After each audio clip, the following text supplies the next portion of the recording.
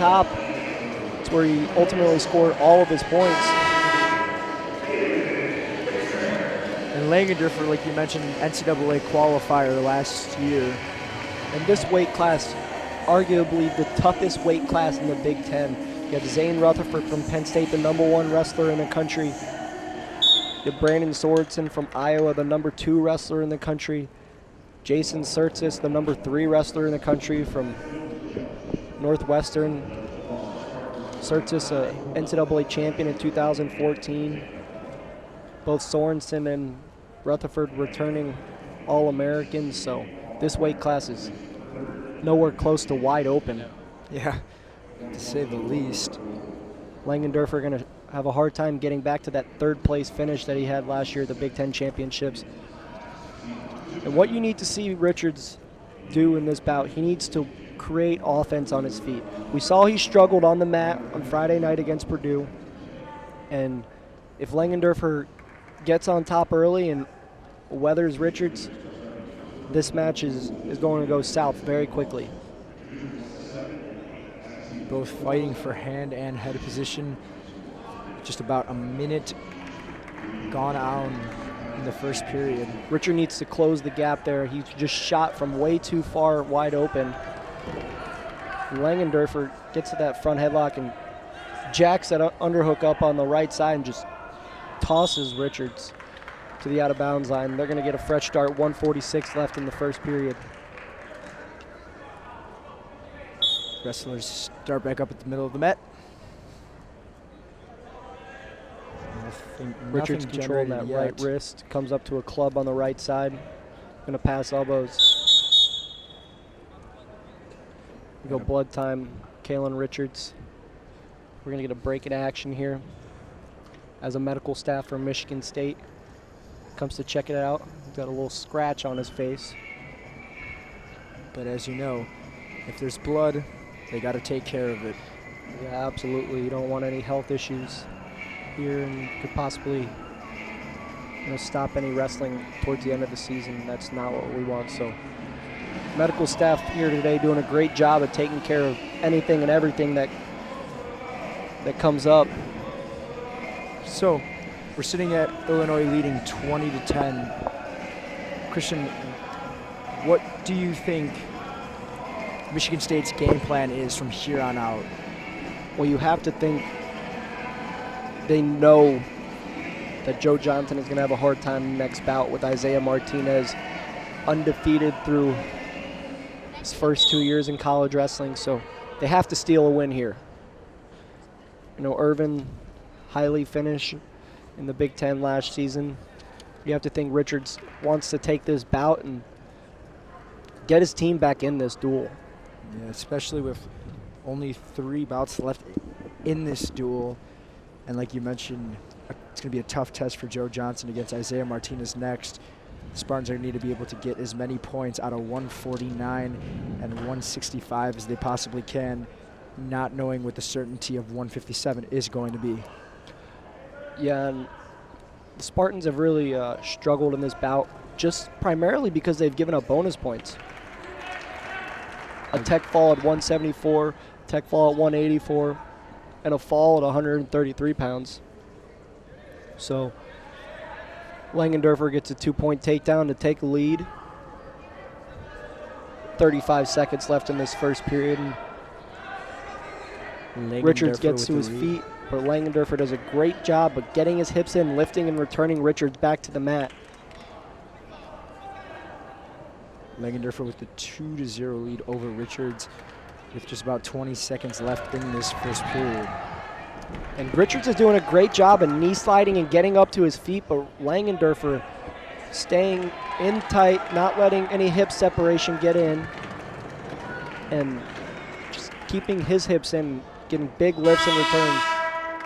Just as the first period runs out of time, Richards didn't want any kind of back points or anything there. Did a good job avoiding that.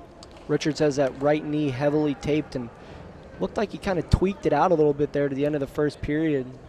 So let's just keep an eye on that to move forward in this bout. Caution start called on Michigan State.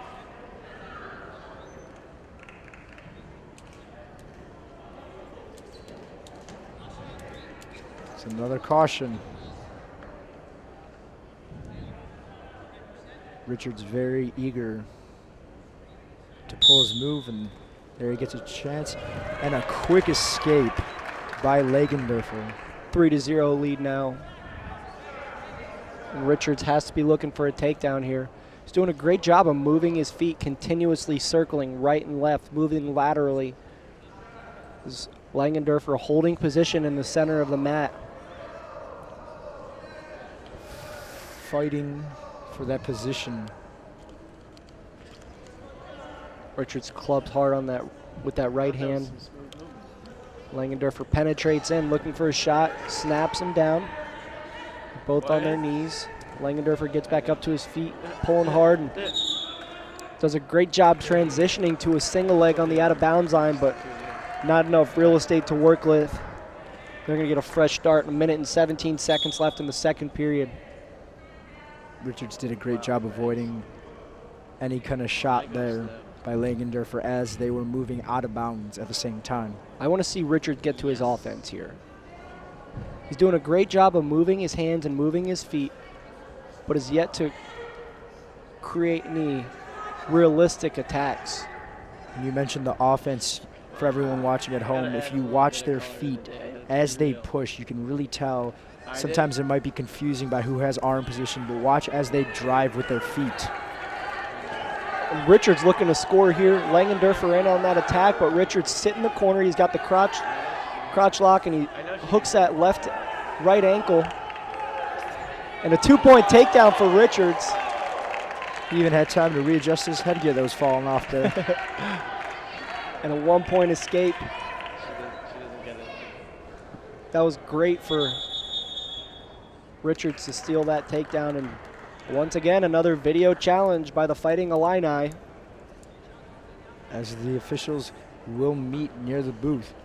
Let's see if we can get a replay here on that attack that Langenderfer hit, and Richards sits that corner. Definitely another close call, almost as close as the first one, if not just as much.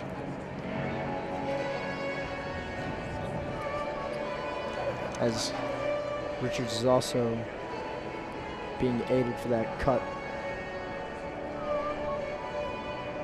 As officials gathered up to discuss See if there we was can enough hear what the evidence. officials are saying here.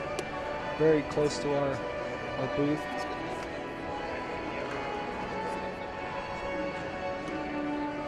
They're discussing. The officials are discussing whether or not Langenderfer had the leg of Richards, where Richards got that ankle hooked in the back. So see if we can get a replay of that.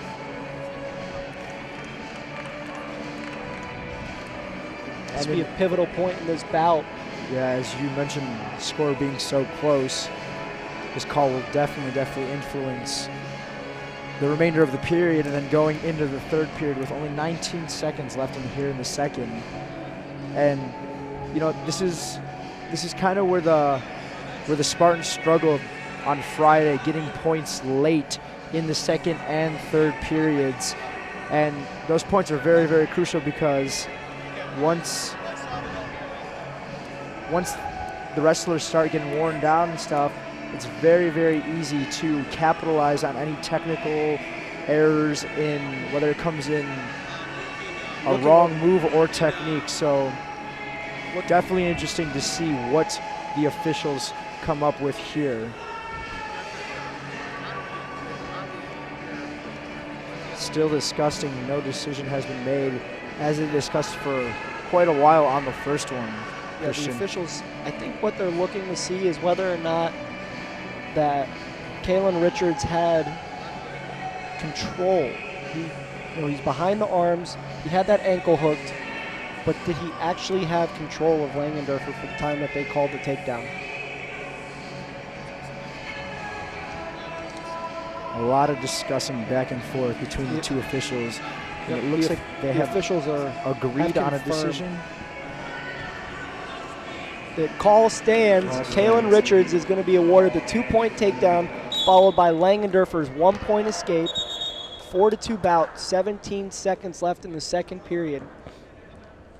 And you have to think that gives Kalen Richards a huge boost of confidence in the rest of this bout. Yes, especially going into that third period. And it looks like even now you could see he's kind of exerting more offense than we saw in the earlier part of the bout. As time runs out on the second period, with Langenderfer going in the third period, leading Michigan State's Richards at a score of 4-2. And this is huge. Can Kalen Richards get off bottom? I discussed on Friday night that he struggled to get off bottom. And look at that, he gets out in just 2 seconds. And Langenderfer a little bit upset, and Richards in on an attack, but Langenderfer's got to watch out, doesn't get turned there. Langenderfer had a 3-quarter Nelson in that front headlock, and he looks very frustrated after he believes that Richards jumped the whistle to get that 1-point escape. Richards trying to scramble out. We want to get a fresh start here, see these guys back start in the center. And just as they say that, the officials blow it dead, and they meet at the center of the mat. So it's very interesting to see where it's going to go, with Langenderfer with a 4-3 lead over Richards. And this is where that ride out at the end of the first period comes into play. If Richards gets out there, it's a 4-4 bout, and we could see overtime if neither of these two score. See Richards picking up his offense here. He knows he needs a takedown to get this victory. There's been a lot of neutral wrestling in this bout. Let's see if either can capitalize from it. Richards nice down 1. Elbow pass by Richards to go to that attack, but Langenderfer steps his leg back and circles his hips away. 40 seconds left in the bout now. Richards looking to pick up his offense, and Langenderfer is going to get hit with a stall call there. Yeah, and that's definitely didn't try to run out or anything there. You see Richards is aware of the situation. Langenderfer warned for stalling. Richards pushing the pace here, and you have to think the momentum is in Richards' favor. Yep. He pushes the pace here. I could see the officials calling another stall call, but a beautiful re-attack by Langenderfer. He's going to get the 2-point takedown, and he's going to win this bout. But the referee should be calling stalling here. Langenderfer did not work up the body. And it was interesting because it seemed like Langenderfer was slow off of 2 of those whistles, which almost gave Richards a chance to capitalize. Yeah, absolutely. A ride out here is going to put Langenderfer just at the 1-minute mark for riding time, and he's going to take he's going to have 59 seconds, so no riding time point there. Langenderfer is going to get a 7-3 victory over Kalen Richards. The officials circling to discuss again. I believe they're discussing the riding time, I believe. Yeah, there was 49 seconds left on the, 11 seconds left on the restart. Langenderfer had 49 seconds of riding time. So I'm no mathematician, but 49 plus 11 does equal 60 to put him at that 1-minute mark. But ultimately, the riding time point is meaningless because Michigan State howling, saying it doesn't matter. Unfortunately, the officials have to make the decision.